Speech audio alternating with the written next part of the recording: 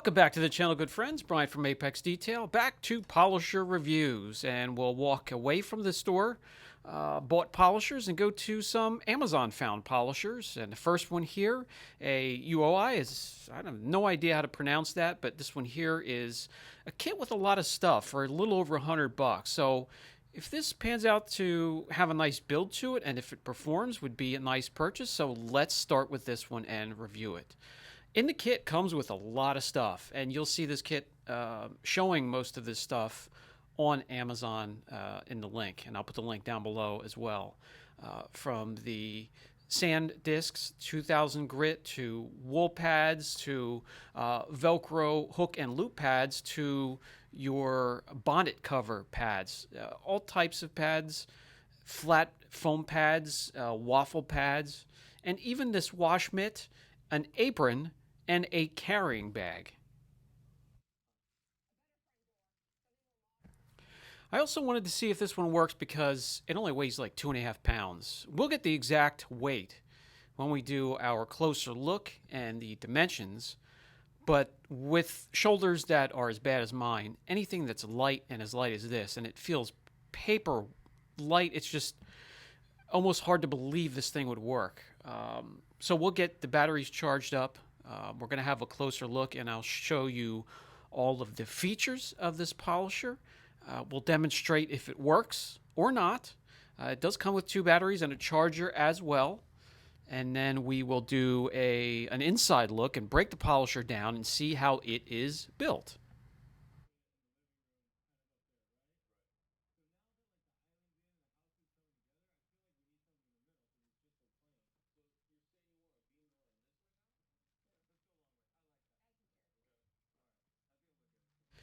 Every spare inch that they found space in this box, they packed it with something that has to do with detailing and polishing.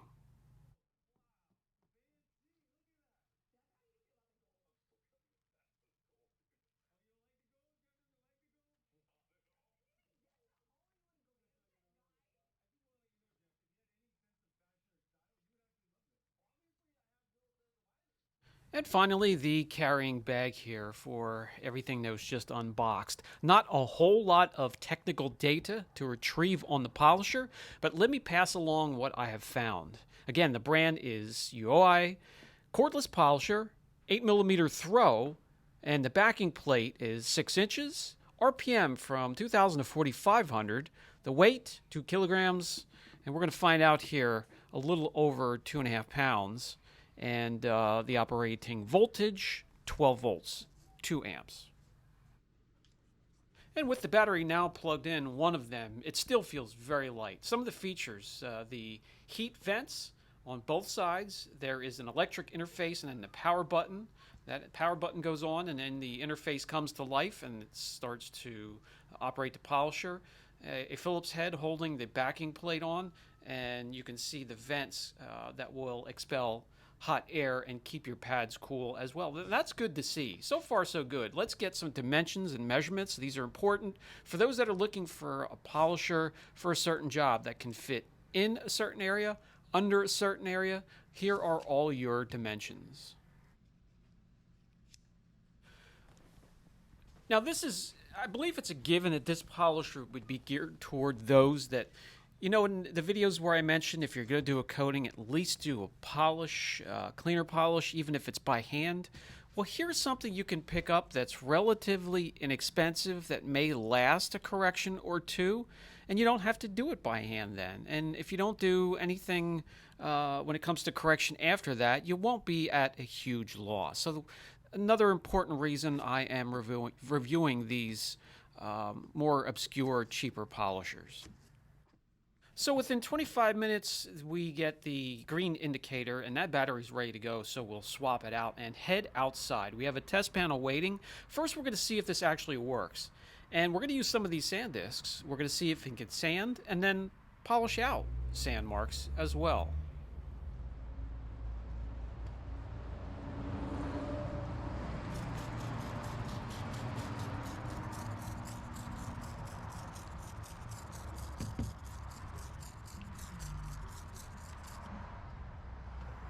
Let's fire up the unit. First, you push the power button here on the nose of the polisher.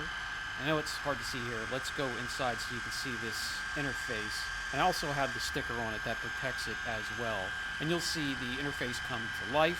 Hard to see with the camera here. It makes it flicker. It makes it look goofy. But again, from 2000 to 4500.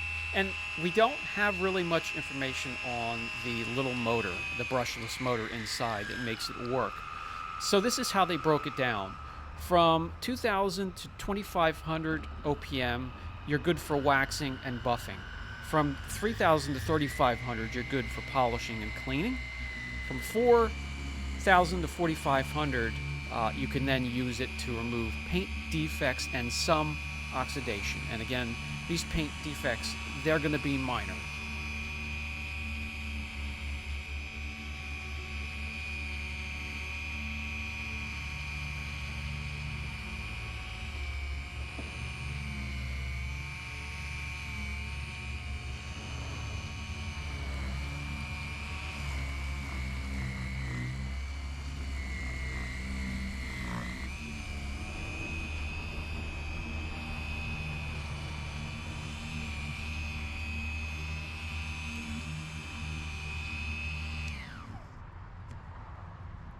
So that's the sound of the polisher. It's not overbearing, it's not hard on the ears, and it's smooth. I mean, it doesn't have a huge motor in there, and it doesn't have a huge throw to cause vibration, and everything seems to be balanced as long as you're using everything that came with the kit.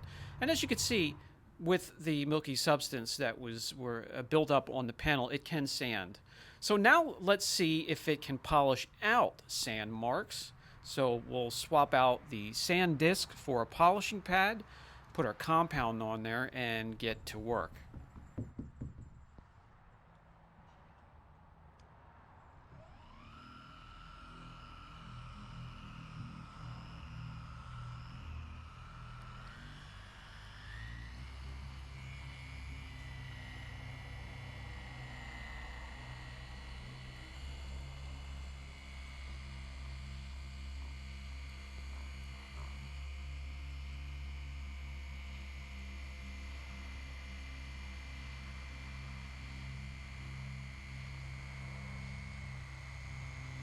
Now this thing is not going to have a ton of power, and it's not going to scream and get stuff done, projects done in a hurry.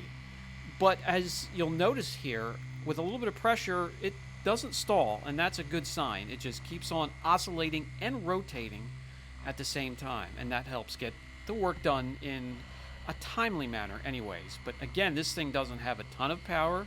It's not going to burn through that clear coat quickly. Maybe that's a good thing. Maybe that will keep a lot of you out there out of trouble burning through clear coat on an edge or on the peak of a body line.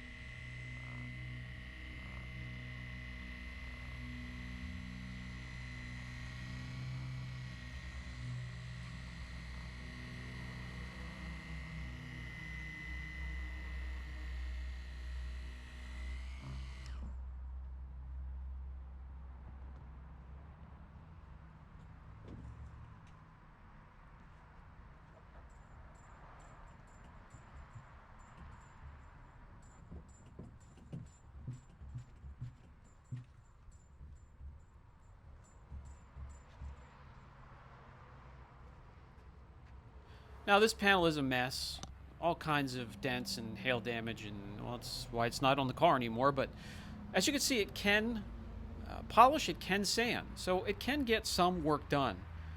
Just don't expect to rely on it for, everyday use and heavy use, because we're going to do the breakdown now, and this is where I can show you the scary part.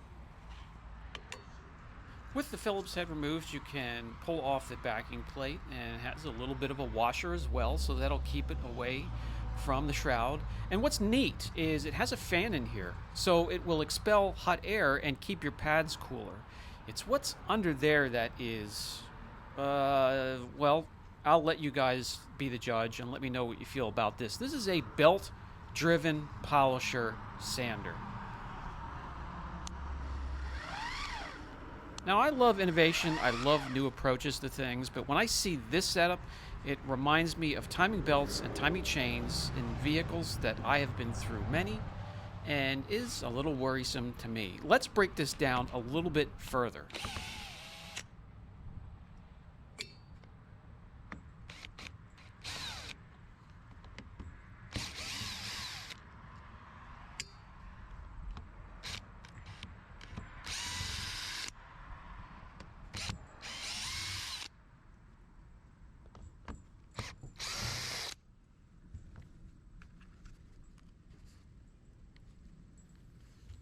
With some Phillips head screws removed, we can pull the casing apart, get the battery out of there, and we'll be able to see the inner works of this polisher. There's also a code here that lets you know what type of tampered plastic, the shatterproof plastic they use for the casing, and you can do your research there to see what it is. Every polisher will have that somewhere. And then we can see a vertical mounted motor. Compared to the horizontal mounted motors in other polishers. This is brushless and goes down to the boat, from the belt to the counterbalance. Things I don't like, things I like to see. We have a sealed bearing, and the motor's nice, and the wiring's clean, but there's no coating on the boards here for protection at all from dust, and you're going to get a lot of dust sanding and polishing. The overall build is iffy, just things thrown together. We're going to get it back together and get it running again. And there's no problems whatsoever. Again, quiet, not a ton of vibration. So who would this polisher be recommended for? Now, I personally would say for the driveway enthusiast that wants to try protecting their car on their own and wants to do the prep without doing it by hand. And there's a machine that you could use once or twice.